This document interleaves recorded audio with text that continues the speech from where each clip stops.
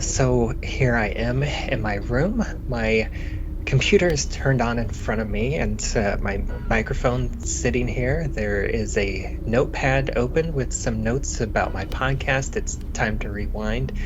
It looks like they're open to the 18th scene of Memento that starts in black and white at 43 minutes and 56 seconds, with Leonard on the phone talking about how this decision financially crippled Sammy and his wife, and ends at 44 minutes and 57 seconds with Leonard grabbing a needle while mentioning that he never said Sammy was faking. There also appears to be a Skype window open. Hang on.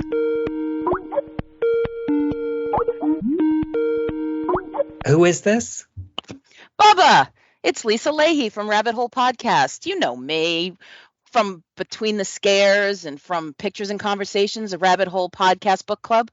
Oh, of course. But I prefer to be called Bubba Wheat. And there's someone else here. Who are you? Even if I can't remember you, I have to believe that when my eyes are closed, you're still there. Bubba Wheat, is this you? This is Richard Kirkham, from the Lambcast. Oh, of course. Well, welcome back for your final time here, Richard, talking about, still some more phone call, and he's finally getting back to prepping his thigh for the tattoo. Once again, jumping back to the commentary, we're getting this scene between Mr. and Mrs. Jenkins, and Christopher Nolan mentioned that this scene wasn't specifically scripted. They just had a broad outline, and Stephen Tobolowsky and Harriet Sansom Harris was just kind of given this broad outline, and they improvised this entire scene, and it is really fantastic just to see this breakdown of this relationship. It's so powerful, and it's heartbreaking. It's such a sad, disturbing scene because you've got this woman who's really just at the end of her rope, and this man who loves her and wants to fix it and doesn't know how to do it, and it's just so sad. And just a quick little moment like that whimper from her at the end is really it's such a tragic moment.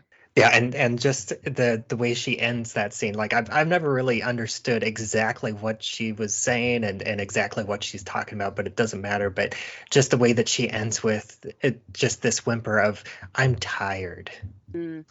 Well, it's an imperfect analogy, but I understand the perception that she's going through immediately. I lost my father to Alzheimer's, and I went through a whole bunch of tricks trying to manage when he was still living with us, including the notepad thing that she's shoving in his pocket, and leaving messages and post-it notes around.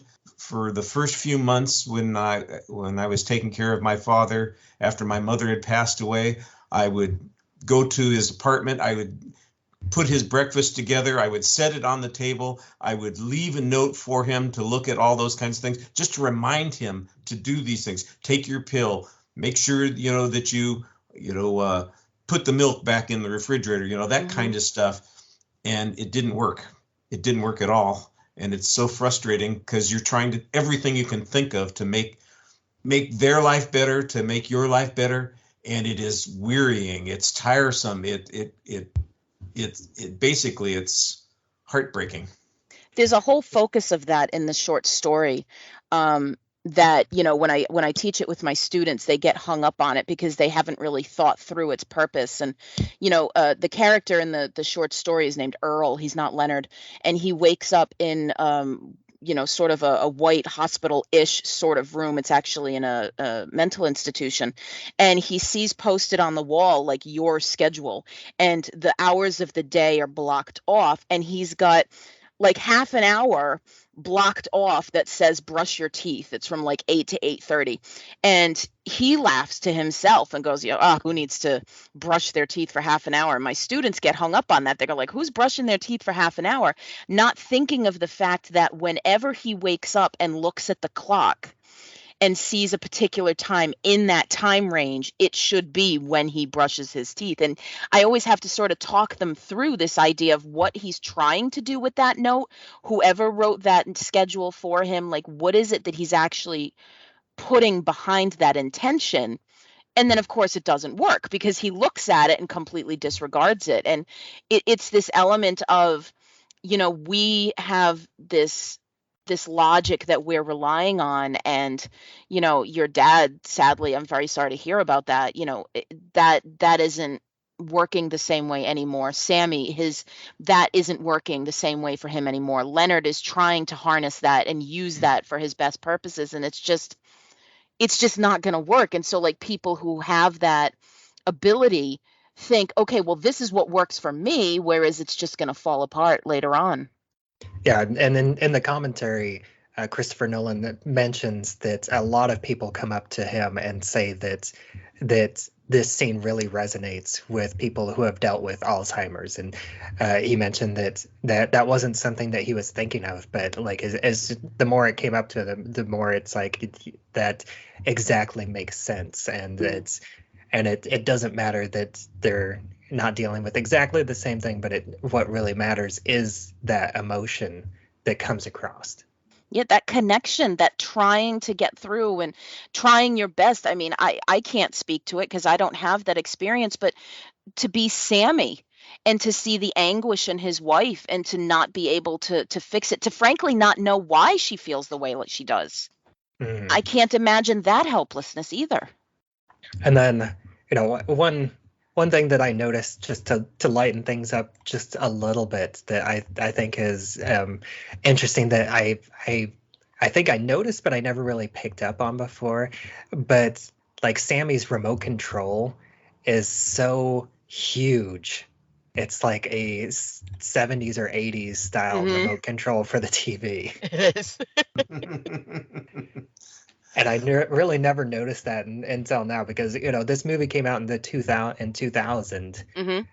So it makes me, I like. Do you think that this is part of like the real story? Just that Sammy and his wife were more old-fashioned and they had an older TV set, or do you think that that's like part of the unreality, the unreliableness of this story, that Leonard decided to give Sammy this ancient giant remote control?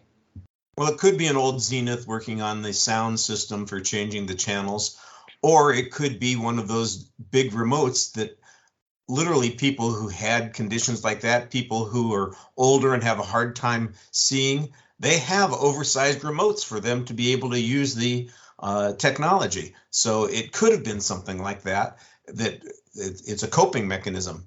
What can he do? How can we make this easier for him to do things? Well, we'll get the one that's got the big numbers on it and limited number of options, not one of these remotes that have tiny little buttons and there are 30 of them on the top, and you push the wrong one and everything goes haywire. I'm sorry, does that sound like I'm speaking from experience? I haven't thought about that remote control. So you caught me off guard, probably, with that one. I was just sort of like, what? I don't know. I mean, this is something that, I haven't, there haven't been, too many moments, but breaking these things down into much smaller chunks, I have become more accustomed to seeing some of the minor details in these movies. I love it. It's great. Well, that's what you got to do when you study film. You got to look at what's put in front of you, and there it is. And like I do think, like, on Leonard's side of this story, that I think it's interesting that even he kind of paints himself as the villain, as as he's describing this. He says, "Good old Leonard Shelby from the insurance company gives her the seed of doubt, like he gave it to the doctors." Mm-hmm. Because it really was his doubts in the story that really became the catalyst that made everything fall apart. And then right after he says that, he goes right back to his refrain of, I never said he was faking, just that his condition was mental, not physical. Mm-hmm. Yeah, he's definitely got some guilt in there. Now, I was going to say, apparently one of the things that he's held on to is his guilt in this particular situation. He's rationalizing, even in his amnesia. How do you say that word? Amnesiac. There it is. Condition.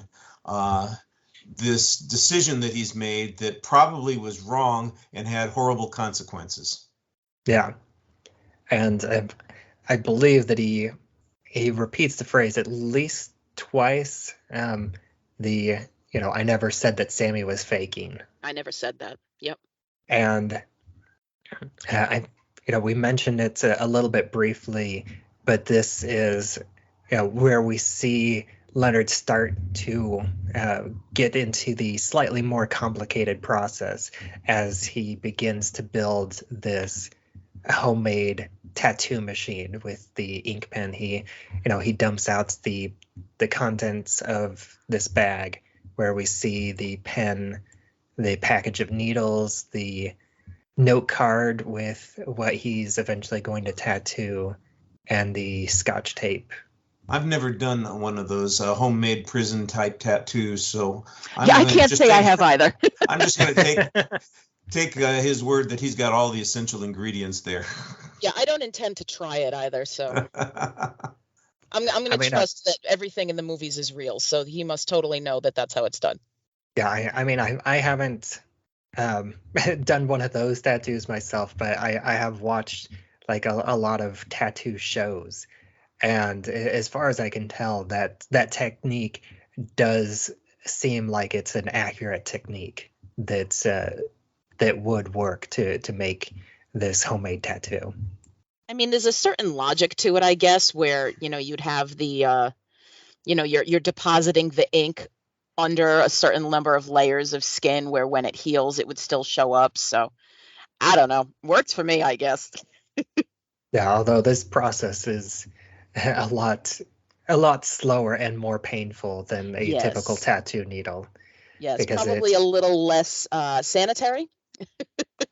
Yeah. You mean taking the ink from a Bic pen and jabbing it under your skin? Yeah, that's a little bit less sanitary. Yeah, it reminds me of some of the traditional tribal tattoos where they have a stick and they have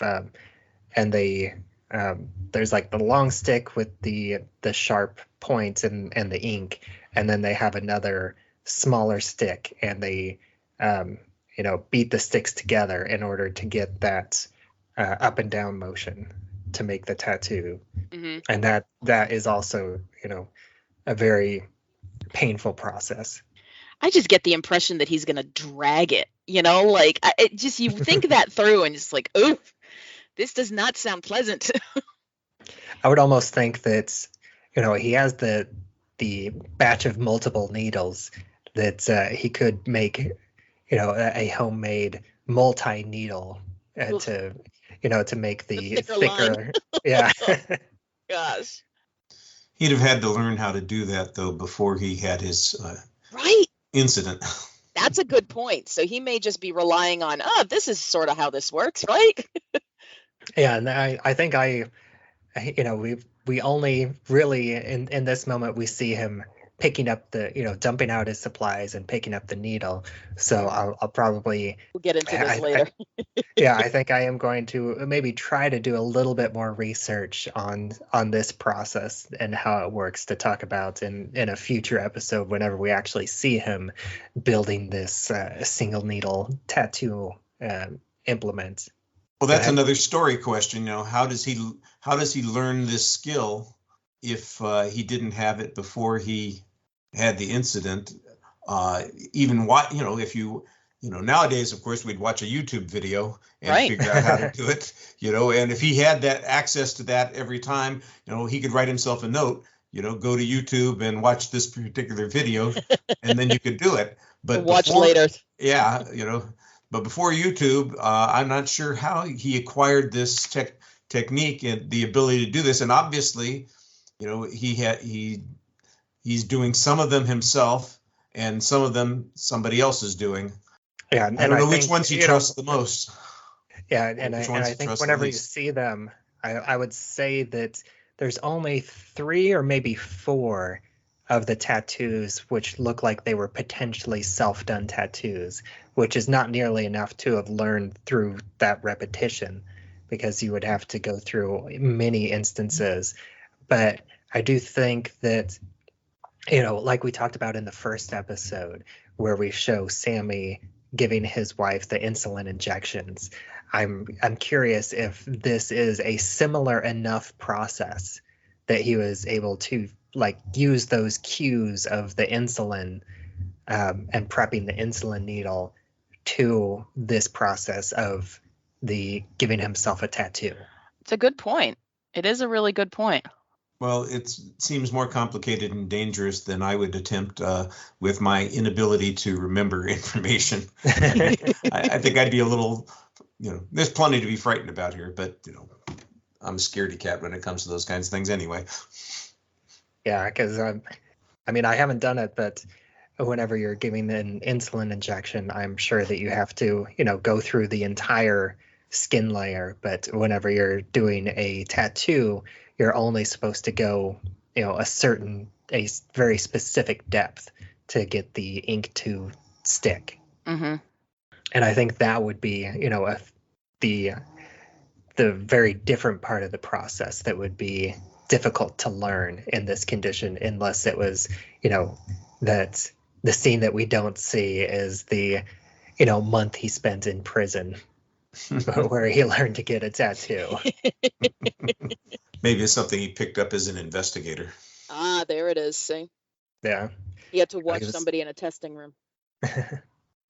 Or he had to, he wouldn't have to go undercover, but he had a client that was in prison, and, he observed someone else, or maybe even his clients, getting a prison tattoo while he was talking with him. There you go. That's it. When he was visiting them, he caught them in a fraud, and they ended up going to prison, and he just visited them, and they told him how to do it. I like how deep we're going into this. And once again, this is another shorter scene that there's not, it's just over a minute long, and it's mostly just that emotional scene between Mr. and Mrs. Jenkins, and then the, Leonard repeating to himself about how he never said that Sammy was faking as he gets ready for this homemade tattoo. And that's really the end of my notes. Although, actually, I honestly cannot remember. Did I talk about how at one point Leonard says that Mrs. Jenkins mentions that she looks into his eyes and sees the same person? Mm-hmm. No, we haven't gotten into that yet. No. Okay. Yeah, he says that, and I think that's another important line. Definitely. that builds this connection between Sammy and Leonard, because later on Teddy goes through this this whole speech about how Leonard is a very different person now than he was before the accident, because he thinks that he's the same person, but we really see that he has become a completely different person, and not just because of his condition, but the things that he's able to do and accomplish, and just his character is in a way very different than the way he was, or at least the way that he remembers himself as being. Yeah. Well, he also talks about how he learns to fake it. You have these small little nuggets of information along the way, and it's like he thinks he's the same person, and he talks about, you watch the eyes and, these elements of where a person's true nature is, and yet he comes up more than once that, you fake it. Yeah. Well, that's not useful at all then.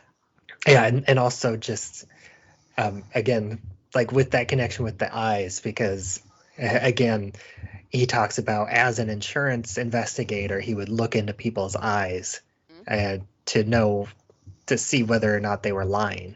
Right. buying into that thought, that the eyes are the, keyhole into the soul, and you can see what somebody really feels or thinks by looking in their eyes. People who subscribe to that are often fooled. Yeah, I can imagine. And like he even says in, the scene before you joined us about how breaking eye contact is, and being nervous, people can be nervous for all sorts of reasons. Right. Sometimes it's just socially acceptable to look away. Mm-hmm. But once again, that is the end of my notes, and this is the end of your time with us, Richard. Once again, I'd like to thank you so much for doing this and joining us to talk about Memento. It's been a lot of fun, and I will give you one last opportunity to take a moment and let everybody else know where they can find you online. Make it memorable, Richard. Hey, I can't remember to forget you. Oh, it's my favorite line. I love it. I'm easy to locate at Kirkham A Movie A Day, which is my personal blog site, and the Lambcast is the podcast of the Large Association of Movie Blogs, largeassmovieblogs.com. Easy to find, easy to listen to, weekly show. And thank you, as always, for being my co-host on these black and white scenes, Lisa. Bubba Weed, it's always a joy. I love it. And I am Bubba Wheat, and you can find me on Twitter where I'm at Bubba Wheat. You can find this show, It's Time to Rewind, on Anchor.fm, as well as anywhere else that you listen to podcasts. We also have a Facebook group that I would love it if you joined the group and invited others to grow our community here and have discussions about episodes as they come out, as well as have any sort of discussions about time loop movies and TV shows as they come out, or even older ones. I know we're recording this in February and Groundhog Day just passed, so that was a nice little day to share a couple Groundhog Day memes. And until next time, have I told you about Memento? Oh, only every time I see you. I have this condition. I never said that he was faking. I never said that. He's always just popping in. It's so great. But I do have to say my favorite is when he gets in the car and he's lying there and he says, a car this nice you should lock. And the nice shot Leibowitz I like too, which I asked Joe Pantoliano. I asked him to sign my photo with a car this nice you should lock, but the nice shot Leibowitz apparently annoyed Nolan. He said, he's like, I don't even remember saying this line, and he's like, apparently I've used it in a different movie, and it's a whole fun thing. I don't think we talked about that in the first episode, but I'll have to try to remember to bring that up. Please, because all the good stuff is in the color scenes. Like, I don't have stories about I have stories about the color scenes.